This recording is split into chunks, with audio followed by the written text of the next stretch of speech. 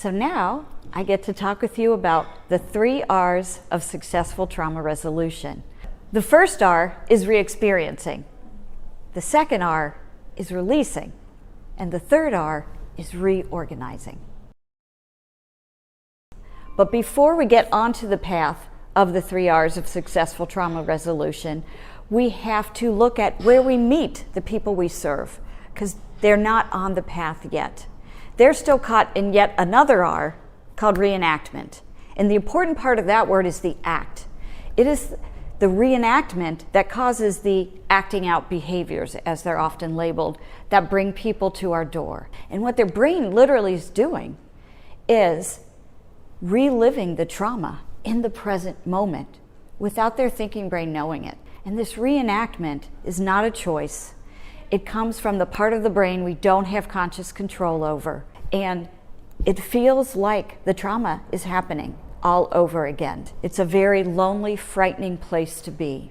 And when they're done, it may look like they have gotten some relief, but they have not. That person is caught in the trauma of the past and reliving it in the present moment. They don't feel safe. They are just as frightened now as they were when the trauma happened. And it's not a choice. It's not a relief. And it's something we actually can help them move beyond. Where the 3 R's of trauma resolution comes in is that the first one, re-experiencing, can happen depending on how we react to someone's reenactment.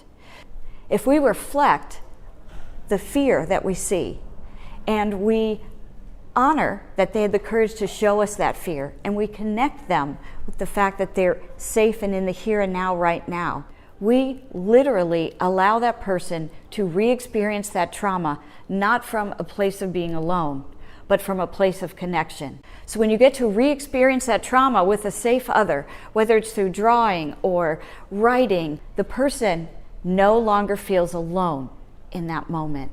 And it literally takes them off their hamster wheel of reenactment. You have helped heal their brain. So the second R is when we honor what they've done to survive, and that allows their brain to release their trauma from the central nervous system and put it in the memory center of the brain where it belongs.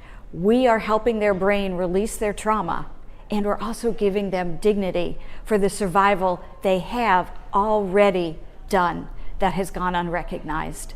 And then the third R is my favorite, because once you've released it, you are aware that the trauma has happened, but it is no longer the central organizing feature of your life. Then all the energy your brain was taking up, keeping you in the past and looking out for the future and not allowing you to live in your present moment, is freed up for you to decide what you want for your present and your future.